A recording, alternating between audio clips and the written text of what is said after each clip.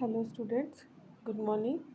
आज हम MSc fourth semester जो अपना टॉपिक चल रहा था एंजाइम मॉडल, उसका थर्ड पार्ट पढ़ेंगे जिसका नाम है मॉलिक्यूलर रिकॉग्निशन। सो स्टार्ट करते हैं। The ability of host molecule to bind guest is often very specific, enabling the host to pull just one molecular or ion out of a mixture। इसका मतलब कि जैसे कोई भी होस्ट मॉलिक्यूल है किसी गेस्ट को बाइंड करता है वो बहुत ही एक स्पेसिफिक है।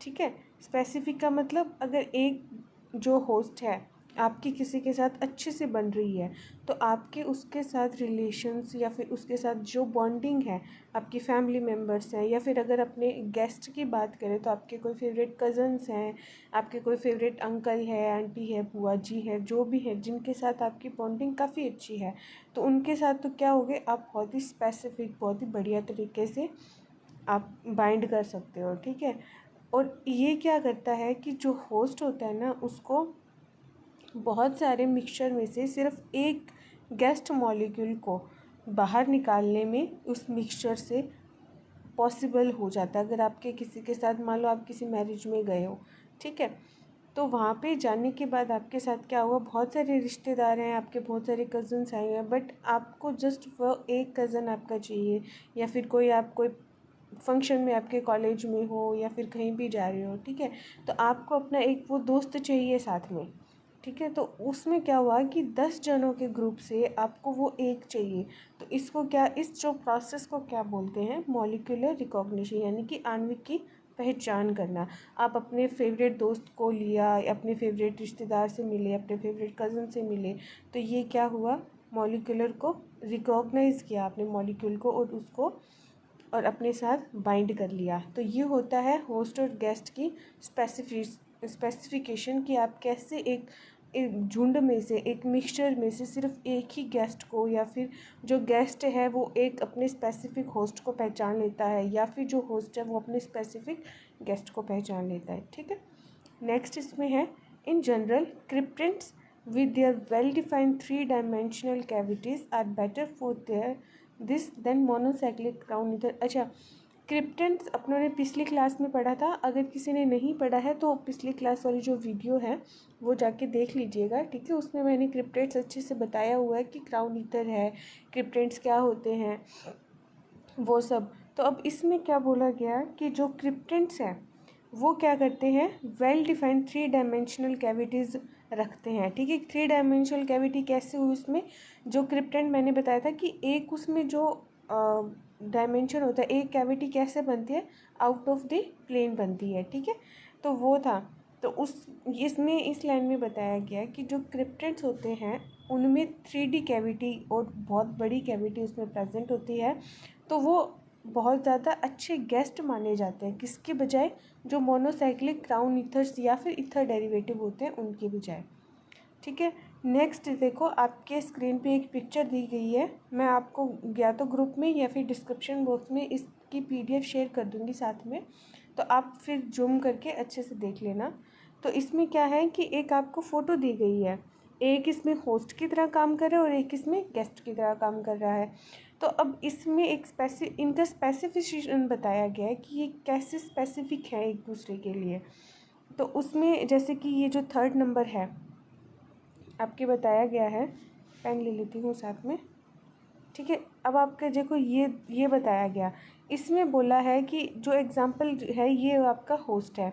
अब ये किसके लिए, किसके साथ बाइंड करेगा, कि जो आपका ये जो है 4th नंबर का जो आपके साथ गेस्ट दिया हुआ है, ये इसमें n=5 नंबर पे तो बाइंड करेगा, कि अगर आपके पास नंबर ऑफ़ आइटम्स हैं, कि यहाँ पे जो CH2 वाला है, CH2 ब्रैकेट n दे रखा है, कि n अगर 5 है तो ये उस पर्टिकुलर होस्ट के साथ बाइंड करेगा। बट अगर n क्या आ गया, कम आ गया, 4 आ गया, तो वो बाइंड नहीं कर पाएगा। वहीं अगर n की बजाय n=6 आया तो वो बाइंड करेगा, और अगर n=7 आया तो बाइंड नहीं करेगा।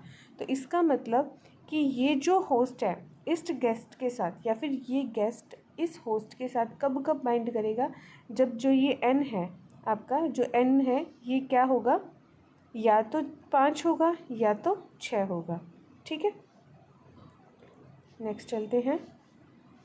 द होस्ट 5 नंबर, अब अपने इस होस्ट की बात कर रहे हैं। ठीक है, the host which is water soluble forms one complexes with neutral aromatic hydrocarbon such as pyrene fluoranthene. मतलब इसमें देखो ये एक बहुत बड़ा एक होस्ट है, क्योंकि देखो ये होस्ट की तरह काम कर रहा है। बीच में ये अपने पास कैविटी है, कैविटी का मतलब एक खाली जगह जहाँ पे कोई गेस्ट आके बैठ जाए। तो ये पहली बात तो ये क्या है, वाटर सॉल्यूबल है। और ये 1:1 का कॉम्प्लेक्स, मतलब एक किसका और एक जो अपने पास गेस्ट आएगा। ठीक है, उसके साथ कैसे कॉम्प्लेक्स बनाते हैं, न्यूट्रल एरोमेटिक कॉम्प्लेक्सेस बनाते हैं। हाइड्रोकार्बन सचे मतलब एरोमेटिक हाइड्रोकार्बन से जैसे कि पायरीन लिया, फ्लोरेंथिल लिया, ठीक है, एक्सेट्रा।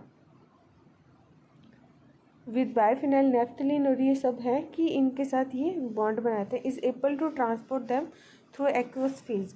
एक्वस फेज का मतलब क्योंकि ये वाटर सॉल्यूबल है, ठीक है, इसीलिए इसमें एक्वस फेज बोला गया है। नेक्स्ट अपने पास है the action of enzyme and various other biological molecule is extremely specific because these molecules also have host cavities that are able to recognize only one of a few particular type of gas। अब इसमें generally इतना कुछ excessive दिया नहीं हुआ है, क्योंकि जो पहले वाली जो बातें हैं सेम वही इसमें दी गई है। पहले अपने एक होस्ट और गेस्ट की तरह बात कर रहे थे, ठीक है, और अब क्या है इसमें क्या बताया गया है कि जो एंजाइम है या फिर अदर जो बायोलॉजिकल मॉलिक्यूल्स हैं उनके एक्शंस कैसे करते हैं। अब देखो अपने बॉडी के अंदर भी जनरली क्या होते हैं, बहुत सारी रिएक्शंस होते हैं, डाइजेस्टिव रिएक्शंस होते हैं, रेस्पिरेशंस होते हैं, बहुत सारी बायोलॉजिकल प्रोसेस होती है। ठीक है, तो उनके लिए एक अलग अलग एंजाइम्स यूज़ करते हैं अपने एज अ कैटलिस्ट। ठीक है, तो उसके बिहाफ पे इस चीज़ को बताया गया कि the action of enzyme and various other biological molecules, कि जो भी बायोलॉजिकल मॉलिक्यूल्स है या फिर अपने पास एंजाइम्स हैं उनके एक्शन को कैसे डिफाइन करेंगे,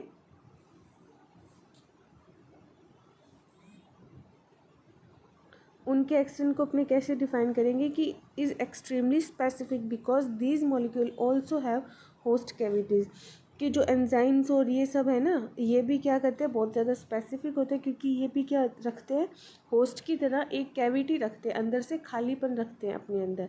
ठीक है, that are able to recognise only one of a few particular type of guest molecule. की जो मतलब इनके पास अगर कैविटी होगी और जैसे इनकी कैविटी का जो भी टाइप है, ठीक है, उस टाइप से वो उस तरह के एंजाइम्स को या फिर उस तरह के गेस्ट को रिकॉग्नाइज करने में एबल होंगे। ओके, सो नेक्स्ट है, अब इसमें देखो जनरल सी बातें दी गई हैं। क्या बोला गया कि अभी जो रिसेंट ईयर्स हैं उसमें जो भी ऑर्गेनिक केमिस्ट हैं या फिर जो भी साइंटिस्ट हैं उन्होंने क्या किया, किसको सिंथेसाइज करना मतलब बनाना, non natural host that can also perform crude molecular recognition. Non, अब देखो जो नेचुरली मिलते हैं, आपने मान लो अपनी बॉडी के अंदर मिल रहे हैं या फिर कोई प्लांट से मिल रहे हैं, तो वो क्या होते हैं, नेचुरल होते हैं। अब अपने को क्या करना है, अब जैसे कि बहुत सारे केमिस्ट और इन्होंने क्या बोला कि बाहर से सिंथेसाइज किया और जो लैब में या फिर आउट ऑफ जो उसकी नेचुरलिटी है उसके बाहर जाके जब अपने कुछ बनाते हैं तो उनको क्या बोलते हैं, नॉन नेचुरल। ठीक है, तो नॉन नेचुरल होस्ट को उन्होंने बनाया जो क्या कर सकते हैं कि मॉलिक्यूलर रिकॉग्निशन कर सकते हैं, क्रूड परफॉर्म। क्रूड का मतलब देखो एक जो नेचुरली होता है उनमें से थोड़ा बहुत कुछ ना कुछ कमी शमी आ ही जाती है। अब अपने बाहर से बनाते हैं तो अपने उस कोशिश करते हैं कि उसके अंदर जो जितनी भी कमियां हैं हम उसको हटा दें। जैसे कि उसको हाई टेम्परेचर पे अगर मान लो कि कोई जनरल मतलब नॉर्मली बन रहा है तो वो एक हाई टेम्परेचर पे जाके काम नहीं करेगा, तो अपने को जब बाहर से बना रहे हैं तो उसको इस तरह से बनाए कि एक परफेक्ट या फिर बहुत ज़्यादा high temperature high pressure resistance बनाए, है ना, कि अगर ऐसा कुछ कंडीशन आए तो वो वहाँ पर भी काम करे। ठीक है, नेक्स्ट है the macrocyclics has been used as catalyst for the hydrolysis of acetyl phosphate the synthesis of pyrophosphate. मतलब जो आपको ये देखो ये आपको दिया गया है, जो आपको स्ट्रक्चर दी गई है, ठीक है, ये एक मैक्रोसाइक्लिक है। मैक्रोसाइक्लिक का मतलब बहुत सारे इसमें एटम्स हैं और बहुत एक साइकिल का फॉर्मेशन कर रहा है। अब देखो ये बीच में क्या है, खाली जगह प्रेजेंट है। तो ये क्या कर, अब ये एक कैटलिस्ट की तरह यूज़ हो रहा है फॉर दी, अब कौन सी रिएक्शन में हो रहा है कैटलिस्ट की यूज़, कि जब एसिटाइल फॉस्फेट को अपने क्या करें, हाइड्रोलिसिस करें, या फिर पायरोफॉस्फेट को, यहाँ पे पायरोफॉस्फेट लिखा गया है, ठीक है। पायरोफॉस्फेट का जब अपने करवाते हैं, सिंथेसिस करवाते हैं, तब ये कैटलिस्ट की तरह, ये मॉलिक्यूल अपने पास कैटलिस्ट की तरह यूज़ होता है। अब देखो जनरल क्या होता है कि मॉलिक्यूलर रिकॉग्निशन है ना, बायोकेमिस्ट्री में बहुत ज़्यादा इंपॉर्टेंट है, क्योंकि अगर अपने एंजाइम्स का, कैटलिस्ट का, इनका करते हैं तो ये अपने पढ़ते हैं बायोकेमिस्ट्री में, और ये इसका बहुत ही इंपॉर्टेंट रोल है इसके अंदर, कि ये कैसे वर्क करता है, कैसे इनको सिंथेसाइज करते हैं, कैसे बनाते हैं। ओके, नेक्स्ट इसमें है, no matter what type of host the strongest attraction occur when combination with the guest causes the smallest amount of distortion of host. अब देखो इसमें क्या है कि कैसा भी हो होस्ट हो, इसमें बोल रहा है कि कोई भी होस्ट हो, कैसा भी हो, ठीक है, वो मैटर नहीं करता। तो क्या मैटर करता है कि द स्ट्रॉन्गेस्ट अट्रैक्शन कब होता है स्ट्रॉन्गेस्ट, देखो एक तो वीकली इंट्रैक्शन होते हैं, जो मैंने सबसे पहले होस्ट गेस्ट केमिस्ट्री वाले में बताया था कि हाइड्रोजन बॉन्डिंग होते हैं, पाई इंट्रैक्शंस होते हैं, वॉन डेर वाल फोर्सेस होते हैं, वो सब होता है, ठीक है। अब वो होता है, तब क्या होता है कि उसमें तो वीकली इंट्रैक्शंस होते हैं। अब इसमें क्या है कि जब अगर स्ट्रॉन्ग हो होस्ट और गेस्ट के बीच में स्ट्रॉन्गेस्ट अट्रैक्शंस हो, कॉम्बिनेशन भी हो, ठीक है, तो उसमें क्या होता है कि जो होस्ट होता है उसका डिस्टोर्शन, मतलब वो अपनी जैसा वो होता है उससे से थोड़ा सा अलग हो जाता है। अगर आप कोई फंक्शन में जा रहे हो, मान लो आप कोई फंक्शन में गए हो, कोई शादी में गए हो, वहाँ पे आपके कज़न साहब से आप उसके साथ बहुत टाइम से मिले हो, ठीक है, आप पहले थोड़े बहुत शांत थे, बट जब उससे मिलोगे आप, तो आप क्या करोगे, उसके साथ आपकी बाइंडिंग बहुत ज़्यादा अच्छी है, बहुत अच्छी बॉन्डिंग है, उससे बहुत टाइम बाद मिलो, 1 साल 2 साल के बाद मिले हो, तो आपके बीच में बहुत सारी बातें होंगी, आप बहुत सारा इन्जॉय करोगे, एक साथ एक दूसरे की कंपनी को करोगे। तो मतलब जैसे आप थे वैसे आप अब नहीं हो, यही इसमें बताया गया है, ठीक है, कि अगर आपके स्ट्रॉन्गेस्ट अट्रैक्शंस हो गए या बाइंडिंग आपकी स्ट्रॉन्ग हो गई, तो जो गेस्ट होता है वो होस्ट के अंदर थोड़ा बहुत चेंज कर देता है, ठीक है। That is to say that a fully pre organised host will bind better than a host whose molecular shape must change in order to accommodate the guest. अब इसका मतलब क्या है कि पहले बताया कि अगर आपका फेवरेट आ गया कोई, तो उसको क्या करना है, आप वहाँ पे मस्ती करोगे, ये करोगे, वो करोगे। अब इस लाइन का जो लास्ट लाइन है, इसका मतलब समझना कि आप कहीं जा रहे हो फंक्शन में, ठीक है, और वहाँ पे अभी आपके पेरेंट्स जैसे बच्चों को लेके जाते हैं ना, वहाँ पे मस्ती नहीं करनी, सभी के बड़ों के पैर छूने हैं, मतलब सब कुछ सिखा के लेके जाते हैं, ठीक है। अगर कोई मिल गया, ठीक है, आपका फेवरेट मिल गया, तो उससे बात नहीं करनी, ज़्यादा बात नहीं करनी, ज़्यादा डांस नहीं करना, ज़्यादा ये नहीं करना, वो मतलब थोड़े बहुत इंस्ट्रक्शंस घर से लेके जाते हैं, ठीक है, बच्चों को सिखा के कि हाँ वहाँ पे तहजीब से रहना है। यहाँ पे घर में जैसे आप मस्ती मजाक करते हो, ठीक है, उदम मचाते हो, वैसा वहाँ पे नहीं करना। तो सेम यहाँ पे यही है कि जब कोई गेस्ट आता है तो होस्ट को उस तरह से प्रिपेयर करना, कि प्री ऑर्गेनाइज करना उसको, कि जब गेस्ट उससे मिले तो वो वैसे रिएक्ट ना करे जैसे वो पहले कर रहा था, यानी कि उस गेस्ट के आने पे, उस फ्रेंड के आने पे, या फिर उस आपके कज़न के आने पे जैसे वो पहले रिएक्ट करता, अगर इंस्ट्रक्शन नहीं मिले होते तो अगर जैसे वो रिएक्ट करता, अपनी डिस्टोर्शन कर लेता, अपनी बॉडी को चेंज कर लेता, ठीक है। जब प्री ऑर्गेनाइज कर दिया, उसको इंस्ट्रक्शंस दे दिए, अब वो नहीं करेगा। So thank you students.